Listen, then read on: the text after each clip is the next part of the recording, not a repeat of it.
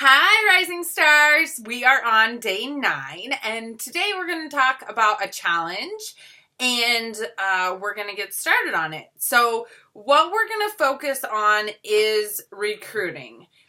The reason is that we've got a great join special going on right now with the $49 join kit, and February is a great time to join too because it's going to be transition month and it'll be the double kit, so to speak, for February, which means if you haven't transitioned or haven't really paid attention to that before, it's a bonus to join that month because you get spring and summer testers as well as fall and winter testers.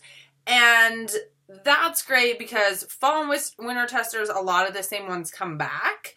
So then those new recruits won't have to purchase all of those the transition set or whatever in the fall. They could just buy individual testers for what is new, or they can always use that wax for personal use or samples or giveaways or things like that. So it's a great time to join in February as well as January. So going forward, we're going to talk about recruiting today, and it's important to recruit. There's absolutely no way to hit director without people on your team, right? You have to have at least 3 active frontline people to hit director. Now that's bare minimum. We know that it takes a lot more than that. And it takes a lot more than that to sustain that director title once you actually achieve it. The more, the better. Right? The more people you have on your team, the easier it is to hit that 10,000 team wholesale volume, which is like 13,333 retail sales. So that's a lot. So the more people that you have, the less work each person has to do. The more people that are on your team, like depth-wise, it's good too, right? So we talk about building wide a lot, and building wide is really important, and that's going to be all your front line. But if they're all your front line and there's no one underneath them, that's a lot of effort for you as well, right? So the beauty of it is kind of the more people that you have on board, the more people that your team has on board, the easier it is to get those magic director numbers and sustain them. So we're going to focus on our recruiting as well as teaching our team to build the team as well, because that's going to help you in the long run. Their promotions and their team building is going to also help you. And so that's what we want to focus on. A lot of times I think we can get caught up in recruiting for ourselves and we forget to help our team recruit. So let's talk about some simple things that you can do to practice recruiting. So sharing that $49 join special this month, or sharing the opportunity any month on Facebook is great. Like live Facebook event things are great, like a bacon night or a taco night. I've done those in the past. It's been a while since I've done one, but they're really more like information gathering type things where you invite people and then you share a bunch of the information and then follow up. Because what we found is that most people join due to a one-on-one conversation. Even if you do a bacon taco night, you're still going to need to follow up with that person to get them to join. There's still that one-on-one communication and connection. I've talked before about possibility packets, and I love putting these together. I've been talking to a few people where I send them a Facebook message about joining, and then when they're kind of like, oh, I don't know, I'm not sure, I ask for their address, and then I just say, I have some information I want to send you. And real quick, this is an example of a possibility packet. I just use these clear mailers from the family store, but you could use anything. I include a catalog, current full catalog. I include a current product list. This one happens to have a sample attached to it. Sometimes they do, sometimes they don't. It just depends on what I have lying around. I include my Think About It doc, which if you haven't seen that, I can see if I can upload it to the files here, or let me know and I can email it to you. But it just kind of talks about, basically it's like a join FAQ. How much does it cost? What's your commission? Is it a scam? How do I maintain my status? Do I get a discount? Etc. All those kind of quick, questions that a potential recruit may have. I've included in here the printout of the quick start guide, which kind of tells them how to get off to a great start. Printed that off of the workstation. I included the diffuser flyer because I learned it on a training call somewhere that it's important to include that because not everyone is going to be attracted to your business because of the warmers and wax. There may be some people really attracted to becoming a consultant due to the diffusers, and so it's good to include that, which I thought that was smart and easy, and I have a bunch of them. I included this thing this month, which is just a printout of the differences in the 49 kit and the full price kit, and then the warmer of the month flyer, and then the join brochure from Scentsy that has the comp plan on the back. And all, it's cute and colorful and shows how fun it is to be a Scentsy consultant. I also included a sample, and in this case, I did a room spray sample. It's nice to do samples besides the warmers or the wax, too, just to kind of show them that, hey, Scentsy is a lot more than just warmers and wax. So you have opportunities to share lots of products to people to help you make your quota or more. I include my pen because I've got some personalized pens and I just love those pens. And then really important, a card. And I write on that card specifically tailored to that person and tell them why I think they would be a great addition to our team, how I see Scentsy fitting into their lives, just to kind of help them see it. It's important to remember when you're sharing the opportunity that you can lose recruits by sharing too much of your story. Something that we don't hear a lot, right? So sharing your Scentsy story is really important. A lot of times, if I have it handy, I'll include my story in my possibility packets. However, if you're sharing the opportunity with somebody, and I talk about how I joined Scentsy because I wanted to be a stay-at-home mom, and this person I'm sharing the opportunity with is a 20-year-old college student, her brain is going to click off immediately because she has no desire to be a stay-at-home mom at this point. The way Scentsy is going to fit into her life is going to look totally different than the way it fit into mine. So I try to use broad language so that they can imagine themselves. Kind of like when you're selling your home, you're supposed to take down all your pictures, right? So that the people who are buying your home can imagine themselves living there. Kind of the same thing when sharing your Scentsy story. I mean, share what is done for your life, but not the basics because it might not identify with everybody you're sharing with. So language such as, I love that Scentsy, I love having Scentsy in my life because it's allowed me to be flexible with my schedule. Or I love Scentsy has improved my quality of life by allowing me to have a balance between work and play. Things like that, where they can fit what's going on in their life and mind to what you're saying Scentsy can bring to the table for them. So maybe it is, so you kind of use that language and then you can kind of touch base with them. What came to mind to you when I said that Scentsy gives the opportunity to provide work-life balance? And then they can share with you if you don't already know. So in some cases, you may already know. Like if I shared a packet earlier with a girl who I know just had a baby, I know has her boyfriend's kid who's 5 half the time. So I know she has kids. I know she's, got time at home where she can work from her phone. And so I kind of shared that with her then.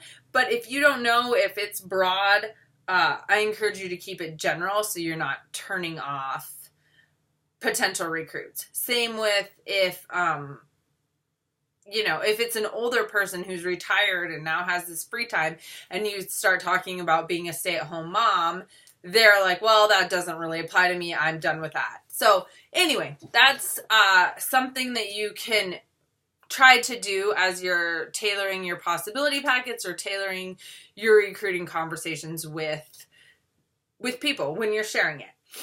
I also would encourage you to, I started doing this. I started doing this like tons of different ways. But I talked about this a while ago, but this just says, who did I ask? And these were, people who I asked if they'd be interested in joining Scentsy or interested in hearing about the opportunity. And I would keep dates with them and then mark what they said. Now, it was funny because a lot of times people would say no before they would say yes. Almost like I should go back and count. Like, I had so many people say no before they said yes. So if you get some no's, don't be discouraged, okay? It doesn't mean no forever. What I started doing recently was putting just the month at the top and then writing to 10 because I wanted to be sure I'm having 10 recruiting conversations or sharing 10 packets every month. So I'm at 4 for this month, and I have 2 no's and 2 they were interested in learning more about it, so I sent them the packet, and I just followed up with 1 packet today. But anyway, that's a good way to kind of make sure you're staying on track. The reason is, in December, I only did 2. That was bad. Okay? But the reason is that you will see sharing the opportunity sometimes happens immediately, or like sometimes people join immediately, but sometimes it takes a few months. So it's a constant pattern. So the people who we're talking to now may be ready to join this summer, and that's going to be okay too if it doesn't happen right now. So that's why it's important to continue to develop these habits, because the people who might be ready to join right now might be people we started talking to in October or September. Something like that. So making sure you're staying consistent on it every single month and teaching our teams to do the same, especially if our teams are wanting to promote. Now, a lot of them are over on the Leap to Lead, which is great. They're practicing mini skills that is going to help them so that they can get to lead, which requires a teammate. So that's that first teammate, kind of that first getting over that like hump of asking someone to join their team, which is the scariest one, I think. Number 1 is the scariest one. And then after that, you start to realize it's fun, and having people on your team is actually the best part, I think. And doing Scentsy with your friends and people who you love is actually the best part, I think. So, but it's a switch for some people, so it can be kind of scary. So those are some things that I would love to encourage you to do. I challenge you. We are halfway through January, halfway through the Join for 49 promotion. I encourage you to share a possibility packet with 5 people this month. If you've already done 5, great. Do 5 more. If you've done 0, that's okay. Do 5 from here on out. Because, like I said, getting those packets in their hands might make them join this month when they have the special. They might join next month when we have the transition kit. They might join in March when we have the new catalog, or summer down the road. But we want to get those packets out. So put something together. It doesn't have to be perfect. It doesn't have to be just like this. This is just an idea. But get something together and get it out there. Now, if you are saying, Ariel, I have asked every single person I can think of to join my team. Everybody says no. I don't know anybody else. I'm in a rut. I'm in a dead end. Okay, I've been there too. I've been there where my list is dry. Here's another little tool that I have that I will show you guys. This is in it's a director planner, actually, that Superstar Director does up, and you can pay for it, and Anyways, if any of you guys hit director, I'll buy you one of these because they're awesome. That'll be a gift. When you hit director, as soon as you hit director, I'll buy you a director planner. But they have in here this spot that says potential recruits and potential hostesses and potential customers, okay? And that's on every single month. And I've ran into months where I've gone, there is no one I can put in there because everybody I thought of is already joined or has told me flat out no, and there's no one else. So what do you do when there's no one else?